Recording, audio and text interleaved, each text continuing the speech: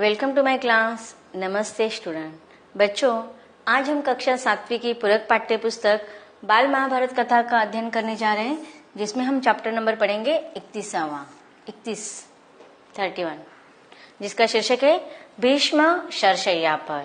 और इस पाठ का यह सेशन नंबर पहला है। अब तक हमने देखे कि अलग अलग दिनों में किसकी विजय हुई, किसकी हार हुई, इसका वर्णन हमने पढ़ा। अब तक के दिनों में कौरव और पांडवों के बीच में घमासान युद्ध हो रहा था और इसमें पितामह भीष्म ने बहुत ही अच्छे ढंग से कौरवों का सेनाओं को युद्ध के क्षेत्र में विजय हासिल कर दी थी। लेकिन अब देखिए, अब क्या होने वाला है। पितामह भीष्म की मृत्यु होने वाली है और इसका वर्णन इस पाठ में किया है, जिसका शीर्षक है भीष्म शरशय्या पर। कि उनकी मृत्यु किस प्रकार हुई, इसका हम वर्णन पढ़ते हैं पाठ के द्वारा। अब तक 9 दिन हो चुके थे। दोनों पक्षों में, कौरव और पांडवों के बीच में युद्ध चालू था। 10वें दिन का युद्ध शुरू हुआ। आज पांडवों ने शिखंडी को आगे किया था। आगे आगे शिखंडी और उनके पीछे अर्जुन। शिखंडी के आड़ से अर्जुन ने पितामह पर बाण बरसाए। अब देखिए, शिखंडी, हम सब इस पात्र से परिचित है। कौन है शिखंडी? वास्तव में उसने मानव का रूप धारण किया है, लेकिन वास्तव में वो कौन थी? स्त्री थी एक, और उसका नाम क्या था? अंबा। अंबा ने क्या किया था? अपने प्रतिशोध का बदला लेने के लिए घनघोर तपस्या करके उसने पुरुष का रूप धारण कर लिया था और वह चाहती थी कि पितामह भीष्म के साथ वह युद्ध करे और उसकी मृत्यु, उसके पितामह भीष्म की मृत्यु उसके हाथ से हो। इसलिए अब देखो, युद्ध का 10वां दिन आ चुका है और अर्जुन और पितामह भीष्म के बीच में घनघोर युद्ध हो रहा है। लेकिन पितामह भीष्म कैसे युद्ध कर रहे थे? डटकर। उसके सामने अर्जुन का कुछ युद्ध में पराजित नहीं हो रहे थे, दोनों भी पराजित नहीं हो रहे थे। इसलिए फिर क्या किया श्री कृष्ण ने? श्री कृष्ण ने शिखंडी को इशारा किया और वह अर्जुन के आगे खड़े होकर युद्ध करने लगी। और किस पर आक्रमण करने लगी? पितामह भीष्म पर आक्रमण करने लगी। कि देखो, आगे आगे शिखंडी और उसके पीछे अर्जुन। शिखंडी के आड़ से अर्जुन ने पितामह पर बाण बरसाए। शिखंडी के बाणों ने वृद्ध पितामह का वक्षस्थल बींध डाला। अब देखिए, जब शिखंडी युद्ध क्षेत्र में आई थी, अब उस समय पांडवों में तो अर्जुन को बचाव करने के हेतु से ही वह आई थी, लेकिन उसको मारना किसको था? पितामह भीष्म को। जैसे ही शिखंडी वहां पर आई तो दुर्योधन क्रोधित हो गए, बाकी सारे कौरव भी क्रोधित हो गए। वह कहने लगे कि यह धर्म के अनुसार नहीं है। और पितामह भीष्म से भी वह दुर्योधन कहने लगे कि आप शिखंडी पर बाण चलाइए, शिखंडी पर बाण चले। लेकिन पितामह भीष्म कहते हैं कि नहीं, मैं शिखंडी पर बाण नहीं चलाऊंगा। क्यों? क्योंकि वह कहते हैं कि मैंने प्रतिज्ञा ली है कि कभी भी मैं युद्ध क्षेत्र में किसी भी स्त्री पर मैं बाण नहीं चलाऊंगा। और वह कहते हैं कि इस समय वह भले ही पुरुष के रूप में हमारे सामने हो, लेकिन उसका वो जन्म से क्या है? स्त्री है। और वह कहते हैं कि मैं कभी स्त्री पर बाण नहीं चला सकता, न ही मैं उसके साथ युद्ध कर सकता। जैसे ब्राह्मण जन्म से ब्राह्मण ही होता है, उसी प्रकार भले ही आज वह शिखंडी है, उसका जन्म स्त्री के रूप में ही हुआ है, इसलिए वह स्त्री होने के कारण मैं उस पर बाण नहीं चलाऊंगा। दुर्योधन के बार बार विनती करने पर भी पितामह भीष्म वहां पर बाण नहीं चला सकते थे। और जब शिखंडी उन पर बाण चला रहे थे, तब पितामह भीष्म के वक्षस्थल पर, छातियों पर बाण लग रहे थे, लेकिन उससे वह घायल नहीं हो पा रहे थे। उस समय श्री कृष्ण ने क्या किया? अर्जुन को इशारा किया और शिखंडी की आड़ लेकर अर्जुन ने भी क्या किया? पितामह भीष्म पर बाण चलाना शुरू कर दिए।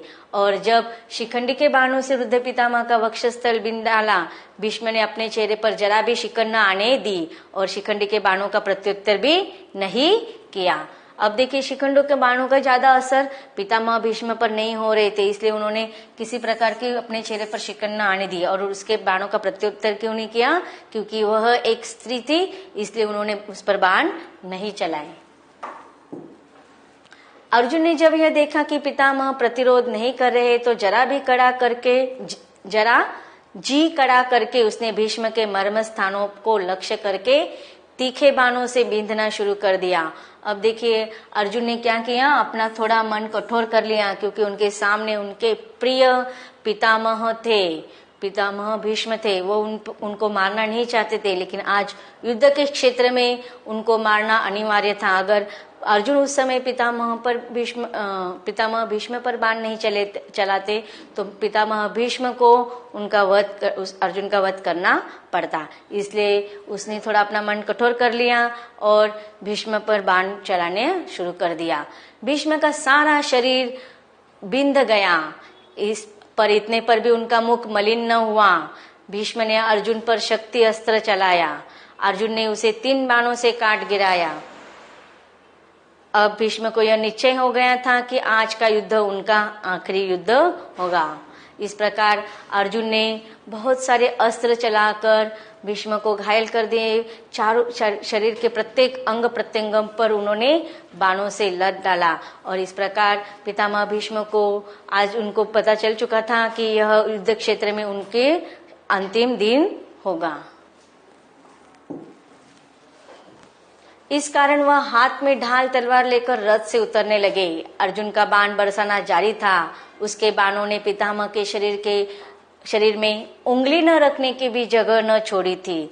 पितामह के सारे शरीर में बाण ही बाण घुस गए थे। अब देखिए शरीर के एक कोने से बाण जाता तो दूसरे कोने से बाण बाहर निकल आते थे। इस प्रकार पितामह भीष्म के सारे शरीर के अवयवों से बाण शरीर के बाहर निकल चुके थे और वह ऐसी अवस्था में, मरणासंपन्न अवस्था में रथ से नीचे उतरते हैं। ऐसी अवस्था में ही भीष्म रथ से सिर के बल जमीन पर गिर पड़े। भीष्म तो गिर गए, लेकिन उनका शरीर भूमि से नहीं लगा। सारे शरीर में जो बाण लगे हुए थे वे एक तरफ से घुसकर दूसरी तरफ निकल आए थे। भीष्म का शरीर जमीन पर न गिरकर उन तीरों के सहारे ही ऊपर उठा रहा। तो देखो अब तक क्या हुआ था कि भीष्म पर अर्जुन ने इतने बाण चलाए थे, तो उसके वजह से भीष्म जमीन पर रथ से उतरकर जमीन पर तो आ गए, लेकिन वह जैसे ही गिरे तो उनका पूरा शरीर जमीन पर नहीं गिरा, बल्कि बाणों के वजह से वह भूमि पर ही लटका रहा। सारे शरीर जो बाण से लगे हुए थे एक तरफ से घुसकर क्या हुए थे, दूसरी तरफ निकल आए थे, और इसलिए भीष्म का शरीर जमीन पर न गिरकर उन तीरों के सहारे पर ऊपर उठा रहा। अब देखिए भीष्म, पितामह भीष्म, इतने बाण लगाने के बावजूद भी उनकी मृत्यु नहीं हुई थी। क्यों उनकी मृत्यु नहीं हुई थी? हम सबको ये पता है कि पितामह भीष्म को आशीर्वाद मिला था, वरदान मिला था इच्छा मरण का। इच्छा मरण का अर्थ होता है कि हमारी इच्छा से मृत्यु की मांग करना, कि जब तक वह खुद नहीं चाहते कि उनके मृत्यु हो जाए तब तक उनकी मृत्यु नहीं हो सकती थी। भले ही उनको कितने ही बाण मारो या किसी भी प्रकार से उनकी वध करने की कोशिश करो, उनका शरीर तो घायल हो चुका था, लेकिन उन्होंने मन से अपनी मृत्यु की इच्छा नहीं करी थी। इसलिए इतने बाण लगने के बावजूद भी उनकी मृत्यु नहीं हुई थी, बल्कि वह जीवित थे। वह सिर्फ घायल हुए थे, उनकी मृत्यु नहीं हुई थी। और इस प्रकार जब युद्ध का समाप्त हो गया, संध्या का समय हो गया, तो जिस स्थान पर पितामह भीष्म थे उस स्थान पर कौरव और पांडव सब उनसे मिलने के लिए आए। और पितामह भीष्म की यह अवस्था देखकर अर्जुन, अन्य पांडव तथा खुद दुर्योधन भी बहुत दुखी हो रहे थे, बहुत रो रहे थे और उन सबको समझा रहे थे श्री कृष्ण। और जैसे ही श्री कृष्ण आते हैं, पितामह उनको नमस्कार करते हैं उनसे और कहते हैं कि इन सबको आप ही ढाढ़स बंधा सकते हैं। और आगे फिर और भी वो दुर्योधन को समझाने की कोशिश करते हैं, लेकिन दुर्योधन है कि अपनी बात पर अड़े रहता है। पितामह अर्जुन से बोले, बेटा अर्जुन, मेरे सिर के नीचे कोई सहारा नहीं है, वह लटक रहा है। कोई ठीक सा सहारा तो लगा दो। अब देखिए अर्जुन ने क्या किया था, उसके पितामह भीष्म के सारे शरीर को बाणों से लद दिया था और इसकी वजह से वह क्या हुए थे, धरती पर अटक गए थे। लेकिन उनका जो सारे पूरा शरीर बाणों से लद गया था, लेकिन उनके सिर के नीचे कुछ नहीं था, इसलिए उनके सिर में दर्द होने लगा था। तो इसलिए उन्होंने अपने प्रिय पांडव अर्जुन से कहा था कि बेटा तुमने मेरे सिर को कोई सहारा नहीं दिया है, इसलिए वह लटक रहा है, उसमें दर्द हो रहा है, वह ठीक सा सहारा तो लगा दो। उस समय दुर्योधन क्या कहता है, अपने सैनिकों को आज्ञा देता है कि कोई तकिया लेकर आओ। लेकिन पितामह भीष्म उनको मना करते हैं, दुर्योधन को कहते कि नहीं, मुझे किसी ऐसे तकिए की जरूरत नहीं है। और वह अर्जुन को कहते हैं कि बेटा अर्जुन मुझे मेरे लिए तकिया की व्यवस्था करो। भीष्म ने ये वचन उसी अर्जुन से कहे जिसने अभी अभी प्राणहारी बाणों से उनको बीन डाला था। अब देखिए भीष्म का इस अवस्था के जिम्मेदार कौन थे, अर्जुन थे, लेकिन वह अर्जुन को अभी अपना बेटा ही कह रहे, क्योंकि उनको पता है यह जो था, यह पांडव और दुर्योधन के बीच का जो मनमुटाव था वह अभी भी दूर करना चाहते थे। लेकिन उन्होंने अपने प्यारे पांडव से मन में किसी भी प्रकार की जो मारा था उसके उनके किसी भी प्रकार के व्यवहार से वह दुखी नहीं थे। वो भीष्म अर्जुन से कहते हैं कि बेटे मेरे लिए तकिए की व्यवस्था करो। तो जैसे ही उन्होंने कहा तो भीष्म का आदेश सुनते हुए अर्जुन ने अपने तरकस से तेज 3 बाण निकाले और पितामह का सिर उनकी नोक पर रखकर उनके लिए उपयुक्त तकिया बना दिया। तो इस प्रकार अर्जुन ने फिर से अपने अस्त्र विद्या का उपयोग करके 3 बाणों से पितामह भीष्म के नीचे बाण रख के दिए, जिसके जो उनका जो सिर था वो हवा में लटक रहा था, उससे उनको दर्द हो रहा था, तो वो तकिए के भाते उनके सिर के नीचे आ गए और इसके लिए उनका जो बैलेंस था वो ठीक हो गया। भीष्म बोले, हे राजागण, अर्जुन ने मेरे लिए जो सिरहाना बनाया है उसी से मैं प्रसन्न हुआ हूँ। अभी मेरा शरीर त्याग करने का उचित समय नहीं हुआ है। अब देखिए जब मरण संपन्न अवस्था में भीष्म थे तब दुर्योधन भी बहुत दुखी था, अर्जुन भी अपने आप को कोस रहा था कि मैंने अपने पितामह भीष्म को मारा है। और उस समय पितामह भीष्म उनको समझाते हैं और कहते हैं कि उनको प्यास लगती है। तब दुर्योधन पानी लाने के लिए कहते हैं। तब पितामह भीष्म कहते हैं कि इस सामान्य पानी से, इस धरती से अब मेरी मोह माया छूट गया है, मेरी प्यास सिर्फ अर्जुन ही मिटा सकता है। तब अर्जुन आकाश में बाण छोड़ता है और गंगा मैया को प्रकट करता है। और गंगा मैया जो पितामह भीष्म की माँ है वास्तविक, वह अपने बेटे की इस अवस्था को देखकर थोड़ी चिंतित होती है और भगवान श्री कृष्ण से विनती करते हैं कि मेरे बच्चे का ये जो अवस्था है उससे आप ही मुक्त कर पाएंगे। और जब पितामह भीष्म पानी की मांग करते हैं तो अर्जुन बाणों के द्वारा गंगा मैया को प्रकट करते हैं और उनकी अतृप्त प्यास को बुझाते हैं। अब गंगा मैया कौन है? पितामह भीष्म की माता है। माता को जब अपने बालक की इस अवस्था को देखते हैं तो भगवान श्री कृष्ण से वे विनती करते हैं कि उनके दुख को, उनके दर्द को कम किया जाए। और श्री कृष्ण तथास्तु कहते हैं और माता अपने बच्चे की प्यास बुझाकर अप्रकट हो जाती है। और उस समय उनमें पितामह भीष्म दुर्योधन को भी समझाते हैं, अर्जुन को भी समझाते हैं। हे राजागण, अर्जुन ने मेरे लिए जो सिरहाना बना है उसी से मैं प्रसन्न हुआ हूँ। अभी मेरा शरीर त्याग करने का उचित समय नहीं हुआ है, अतः सूर्य नारायण के उत्तरायण होने तक मैं यही और ऐसा ही पड़ा रहूंगा। आप लोगों में से जो भी उस समय तक जीवित बचे वे आकर मुझे देख जाए। इसके बाद पितामह ने अर्जुन से कहा, बेटा मेरा सारा शरीर जल रहा है और प्यास लग रही है, थोड़ा सा पानी तो पिलाऊं। अर्जुन ने तुरंत धनुष तानकर भीष्म की दाहिनी बगल में पृथ्वी पर बड़े जोर से एक तीर मारा। बाण पृथ्वी में घुसकर सीधा पाताल में जा लगा। उसी क्षण उस स्थल से जल का एक सोता टूट फूट निकला और पितामह भीष्म ने अमृत के समान मधुर और शीतल जल पीकर अपनी प्यास बुझाई। और वह बहुत ही खुश और प्रसन्न दिखाई दिए। तो इस प्रकार माता गंगा के साथ भी उनकी भेंट हो गई अंत समय तक, जब वो मरण संपन्न अवस्था में थे, और शीतल और मधुर पानी के द्वारा उनकी प्यास भी बुझ गई।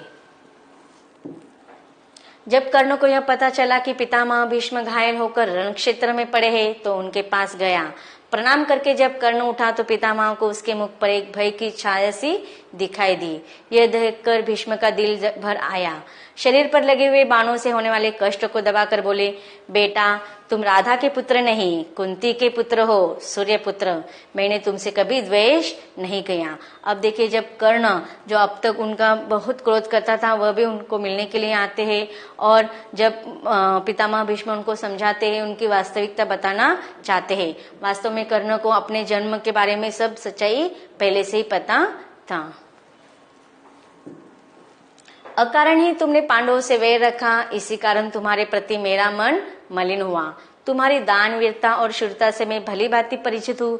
इसमें कोई संदेह नहीं कि शूरता में तुम कृष्ण और अर्जुन की बराबरी कर सकते हो। तुम पांडवों में ज्येष्ठ हो, इस कारण तुम्हारा कर्तव्य है कि तुम उनसे मित्रता कर लो। मेरी यही इच्छा है कि युद्ध में मेरे सेनापतित्व के स्थान ही पांडवों के प्रति तुम्हारे वैर भाव का भी आज ही अंत हो जाए। यह सुनकर कर्ण बड़ी नम्रता के साथ बोला, पितामह मैं जानता हूँ कि कुंती का पुत्र हूँ मैं, लेकिन यह भी मुझे मालूम है कि सुत पुत्र में नहीं हूँ।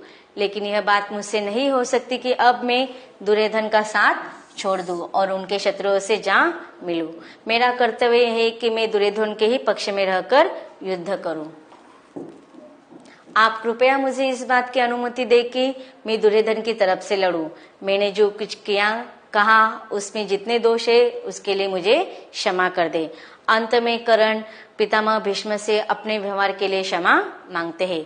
कर्ण का कथन भीष्म बड़े ध्यान से सुनते रहे और उसके बाद बोले, जो तुम्हारी इच्छा हो वही करो। अब देखिए, वह चाहते थे कि कर्ण यह युद्ध रोका सकता था, वह पांडवों के प्रति द्वेष की भावना मन से निकाल सकता था, लेकिन कर्ण कहते कि नहीं, अब यह ऐसे अवस्था आ चुकी है कि मैं दुर्योधन को उसके पक्ष में रहकर ही मदद करूंगा, नहीं तो यह मित्रता के नाम को कलंक होगा। इसलिए अंत समय में जब कर्ण मिलने के लिए आते हैं और पितामह भीष्म समझाते हैं, तो वह कहते हैं कि तुम्हारी जैसी इच्छा हो तुम वैसा ही कार्य करो।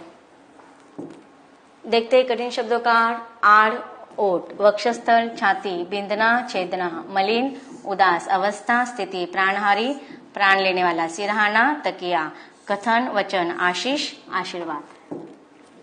तो अब तक हमने देखा कि किस प्रकार पितामह भीष्म को शरशैया पर लेटा दिया गया है, इसका वर्णन पड़ा। आगे हम और भी कथाओं को पढ़ेंगे, लेकिन इसके अगले भाग में।